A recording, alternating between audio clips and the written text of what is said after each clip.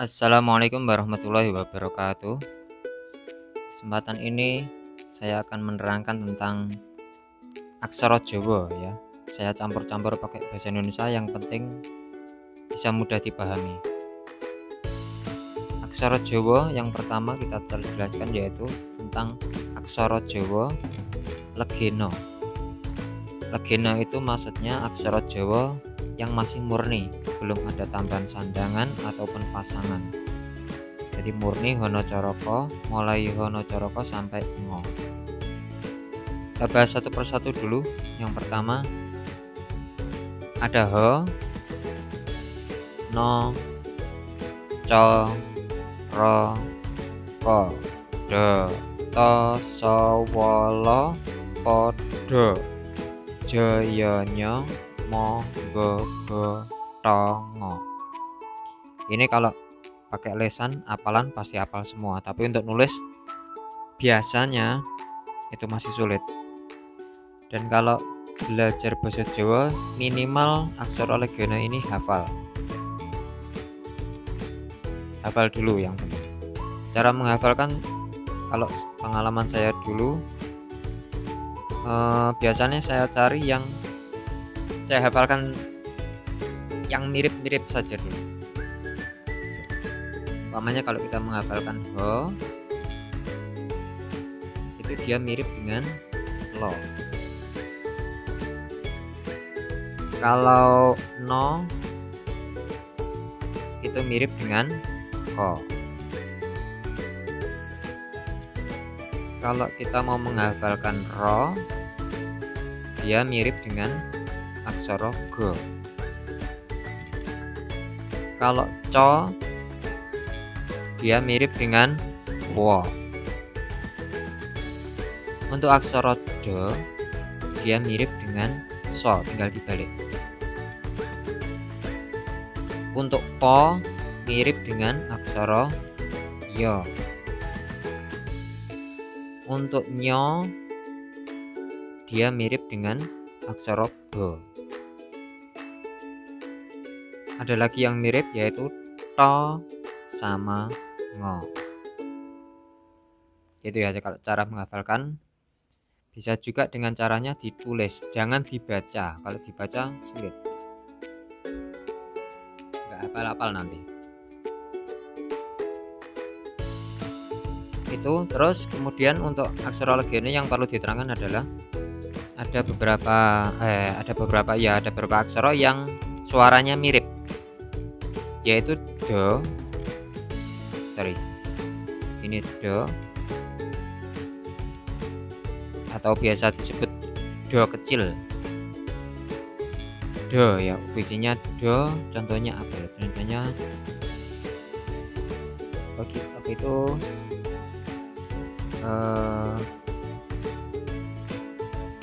Dandan itu pakai Do kecil. Kalau ada juga yang Do besar, ini pakai DHA. Ini bacanya Do, ada DH-nya. Contohnya kalau di Latin itu ada dapur. Terus dodo itu juga pakai Do besar. Terus ada lagi yang mirip yaitu kata aksara To. To ini To kecil. Tutok, contohnya tutok artinya mulut. Kalau yang bawah ini namanya To, pakai THA. Contohnya tutok, tutok sirai, artinya dipukul. Kita tahu bedanya ya. Oke, terus kalau aksara Jawa ini tidak akan bisa digunakan kalau tidak ada sandangan dan pasangan. Untuk kali ini saya terangkan aksara legena berikut dengan sandangannya. Untuk pasangan menyusul saja, karena pasangan mungkin agak sedikit sulit, tapi kita terangkan dulu yang sandangan dulu. Lanjut, saya terangkan dulu untuk sandangan dulu ya. Sandangan ada macam-macam seperti ini. Ini ada namanya, yang pertama ada wulu. Wulu ini untuk mengucapkan i. kemudian ada suku U, kemudian ada pepet ini suaranya ini ada taling tarung, suaranya O. Terus kemudian ada taling, ini bunyinya E sama E. Kemudian lanjut ada layar. Layar ini untuk patenan R, untuk mematikan huruf R. Sambil dipahami dulu. Kemudian ada Wikyan, ini patenan H. Kemudian ada cecak, patenan Eng. Kemudian ada pangkon, ini untuk mematikan aksara. Kemudian pengkal, ini untuk patenan YA. Cokro berikutnya, ini RA, nanti saya terangkan contohnya. Kemudian cokro keret, biasanya disebut keret, ini RE. Langsung ke contohnya, kita bahas satu persatu. Kita mulai dari pangkon dulu. Saya awali dengan pangkon. Pangkon ini fungsinya untuk mematikan aksara. Mematikan aksara. Ini saya bikin contoh saja. Saya tulis di sini ya.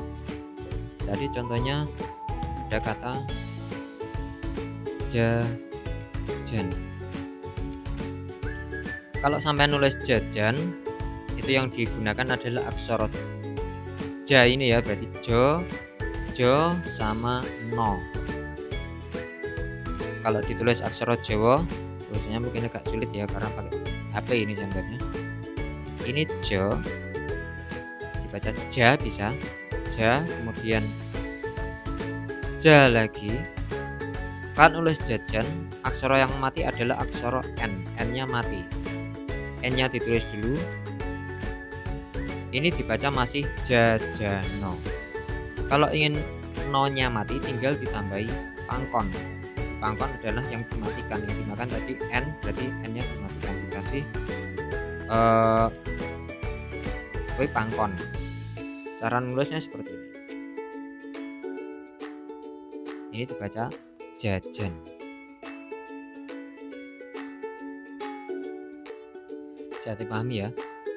Kemudian lanjut, ini bentuknya yang versi ketikan. Ini jajan, ini jo, jaja. Mateni N, N-nya mati, kemudian N-nya di pangku.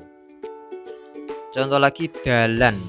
Aksara dalan berarti kita pakai do sama lo. Ini da, la. Yang mati N, N-nya mati, biar N-nya mati dikasih pangkon. Ini untuk pangkon seperti ini. Lanjut, wulu.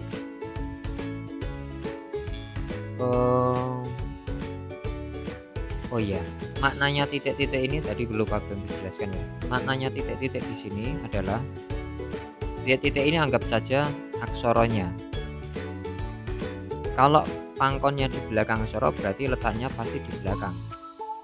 Contohnya kalau aksara no dikasih pangku, berarti pangkunya dibelakangi seperti ini.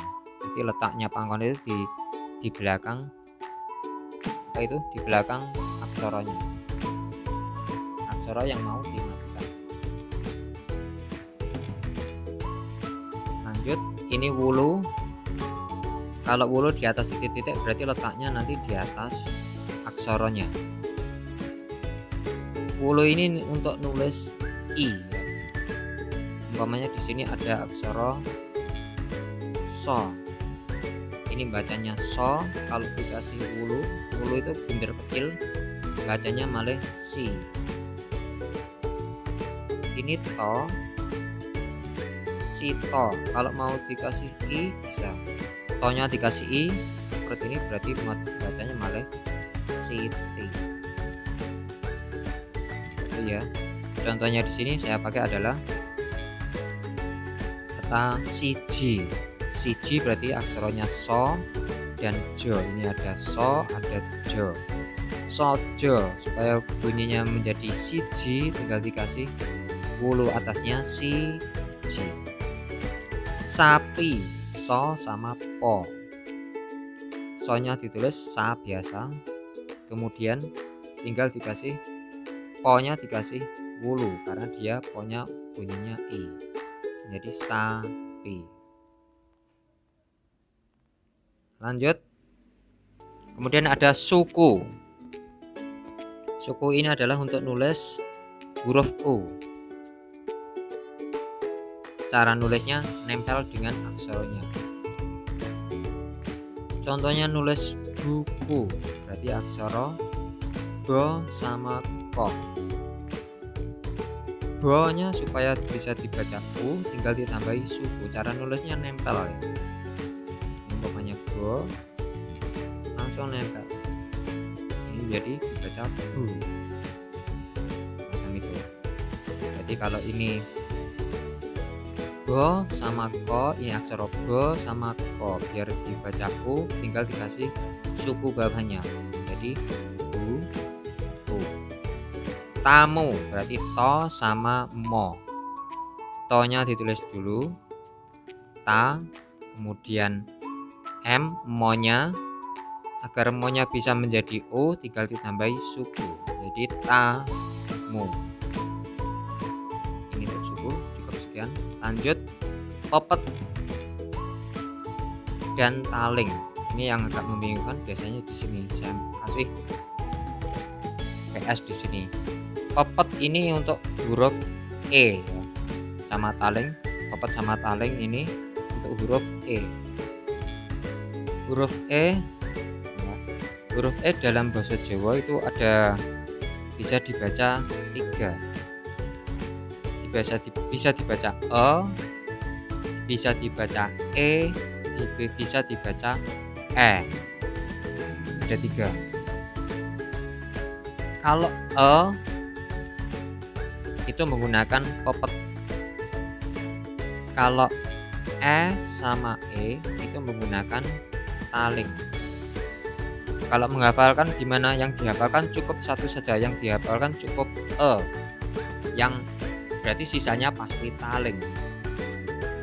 Ya, cara ngapalkannya E sama dengan popet, wes gitu tok. Enggak usah bingung-bingung. Berarti yang lainnya pasti pakai taling. Ini langsung ke contohnya. Kita bahas dulu yang popet. Popet letaknya di atas titik-titik, berarti nanti letaknya di atas aksaranya. Contohnya di sini saya pakai kata lemu. Lemu berarti aksaranya lo sama mo. Ini lo, bacanya lo, supaya bisa dibaca e dikasih popet atasnya menjadi le. Kemudian mo supaya bisa menjadi u dikasih dikasih suku, berarti lemu. Lanjut, sepet berarti aksaranya so, po, to. So supaya menjadi e dikasih popet se. Pet suaranya e berarti po, kalau suaranya e dikasih popet sepet. Mateni to, to-nya mati tulis dulu. Sepet to-nya biar mati dikasih ini, dikasih pangkon yang lain. Katanya sepet. Lanjut, sekarang taling. Insya Allah lebih mudah karena tadi sudah bahas popet. Taling letaknya di depan aksaranya. Contohnya nulis sate. Aksaranya so sama to. Sa. To-nya supaya bisa dibaca e dikasih taling depannya. Ingat, taling nulisnya di depannya, jangan di belakangnya, jangan di atasnya, tapi di depannya yang mau di rubah suara e. Umpamanya ini aksara, ini aksara so, supaya menjadi c berarti dikasih taling depan.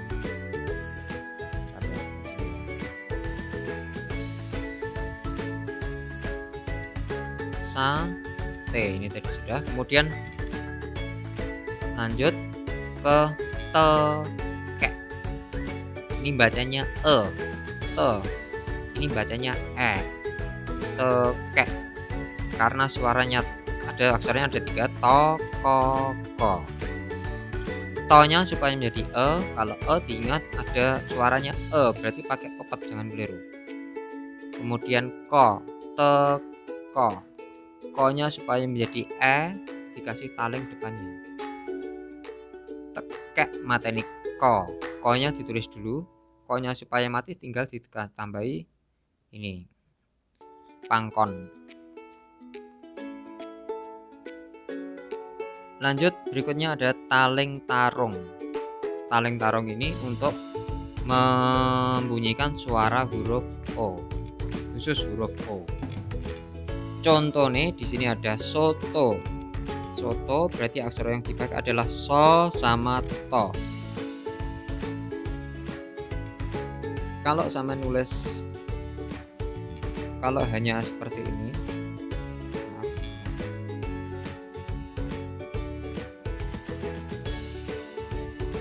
kalau ini bacanya so, to. Gimana kalau menulis o? Kalau menulis o, karena so berarti depannya dikasih taling tarung. Ini so, so. Kemudian to. Semuanya dikasih o kabeh. So, to. Kembali ke sini. Ini aksarane so, to dikasih taling tarung, bacanya o. Ini juga o. Cara nulisnya diantaranya ada dua ini ya, diantaranya. Kopi karena di sini tulisannya o, berarti ko sama po. Ko-nya supaya menjadi o dikasih taling depannya sama tarung belakangnya. Ini namanya taling, kalau ini namanya tarung. Kopi, ada ko, ada po. Po-nya supaya menjadi i dikasih wulu. Ya, lanjut. Kemudian ada tiga ini. Ini ada patenan r, eng, sama h. Yang pertama kita bahas layar. Layar ini untuk mematikan huruf R. Untuk patenan huruf R ini huruf cecak, kemudian patenan eng, ng, wiknyan patenan huruf H. Contohnya di sini ada. Contohnya mau nulis bayar. Aksaranya berarti bo sama yo. Ini langsung ke contoh bo, bisa dibaca ba, ya. Supaya bisa dibaca R, patenan R seperti ini ya. Ini patenan R, tinggal dikasih coret atasnya, sret, berarti bayar. Karena patenan R ada sendiri, tidak boleh sampean nulis seperti ini, nggak boleh ya. Paman sampean mau nulis bayar, ini bo, ini yo. Karena mateni R kita pakai ro di pangku, ini salah. Bayar seperti ini salah. Tulisannya benar, ini bacanya bayar tapi salah. Yang betul karena patenan R ada khusus sendiri pakai layar. Yo-nya tinggal dikasih layar atasnya seperti ini. Jadi bayar. Hukumnya sama, tiga-tiga ini sama. Kemudian cecak ini tadi patenan ng. Patenan ng berarti tulisnya pakai lo, yo, mateni ng. Kalau ini patenan R tadi, sekarang patenan ng. Laya, supaya yo ini mati eng, harus ditambahi cecak. Cecak artinya seperti ini di atas, atau di atasnya seperti ini juga boleh. Layang. Lanjut wikyan. Kalau nanti kurang jelas sampean pause saja gitu. Wikyan. Wikyan ini untuk patenan ho. Contohnya sampean mau nulis layah, ada lo sama yo. Ini lo, ini yo, kemudian yang mati huruf H. Untuk patenan ho khusus ada patenan sendiri namanya wikyan, yaitu wujudnya seperti ini. Cara nulisnya seperti ini. Tinggal ditaruh belakangnya ya, perhatikan titik-titiknya di sini. Sekali lagi perhatikan, kalau layar itu di atas, kalau pecah di atas, kemudian di sampingnya, seperti contohnya ini. Ini contohnya di sampingnya. Oke, lanjut. Ini yang cokro, kemudian cokro agak rumit sedikit, tapi insya Allah bisa. Cokro ini untuk huruf titik-titik RA. Biar nggak bingung, langsung ke contohnya. Sampai umpamane layar itu contohnya seperti ini. Umpamane ini aksara ko. Kalau ko dikasih layar itu wujudnya seperti ini ya. Set.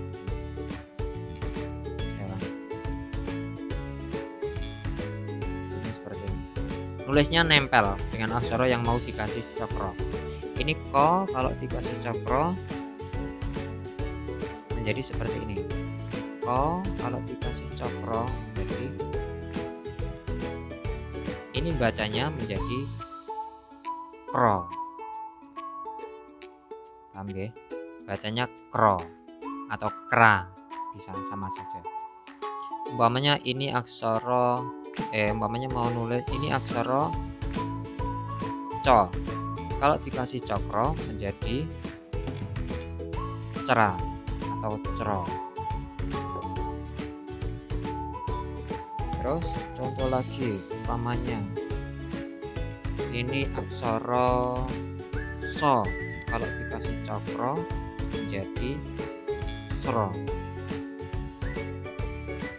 Umpamanya ini sro, ini kan sro, kalau ditambahi i menjadi sri. Ya, bisa juga ditambahi sri menjadi ditambahi wulu menjadi sri. Umpamanya ini so dikasih cokro bisa dibaca sre.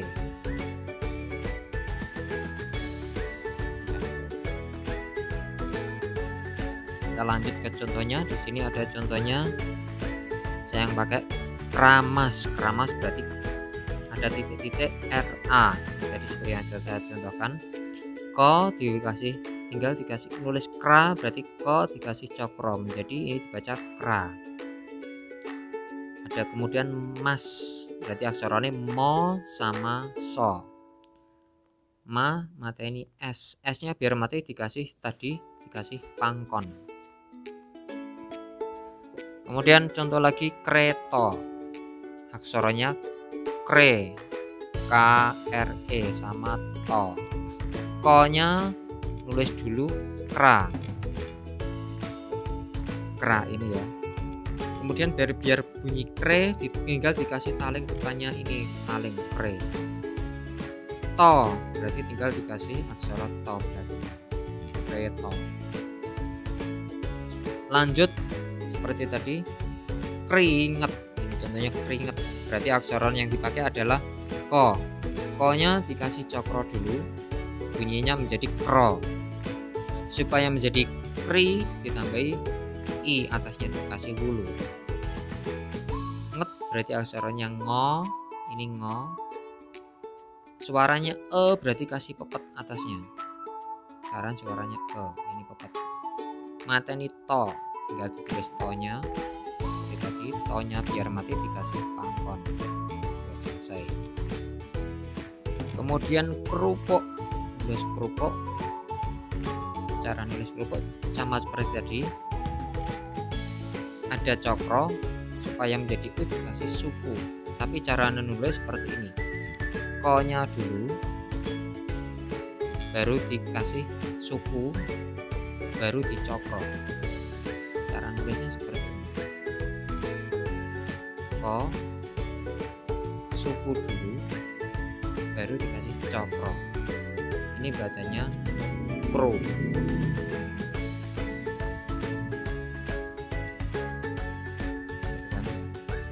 Kru, kemudian ko, supaya menjadi u dikasih suku. Mateni k, k-nya mati, tinggal ditulis k-nya, O ini ditulis, kemudian ko-nya supaya mati tinggal dikasih pangkon. Lanjut kalau dikasih O sama seperti tadi ya, ini nulis kroco, berarti ko dulu supaya bisa R mati RA ditulis dikasih cokro bawahnya, kera supaya menjadi O dikasih yang tadi taling tarung kro. Co-nya karena co-nya di sini tulisannya pakai O, berarti co-nya ini tulis dulu, kemudian depannya dikasih taling, belakangnya dikasih tarung karena ini tulisannya O. Ini harus pakai taling tarung. Wujudnya seperti kroco. Next yang terakhir adalah cokro keret, atau biasanya disebut, ada yang bilang cukup keret saja. Ini tulisannya di bawah titik-titik seperti cokro tadi, tapi ini khusus untuk suara R E. Umpamanya ini so, kalau saya kasih cokro keret ini bacanya sre, bukan sre tapi sre.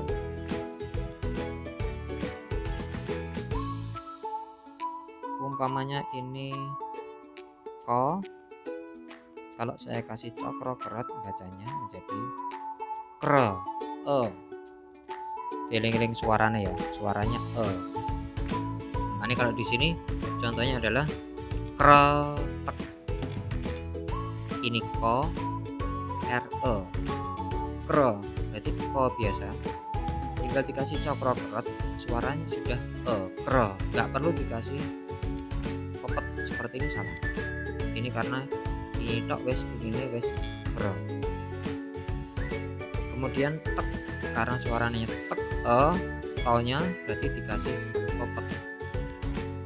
Mateni go-nya mati tulis dulu, supaya go-nya mati tinggal dikasih pangkon.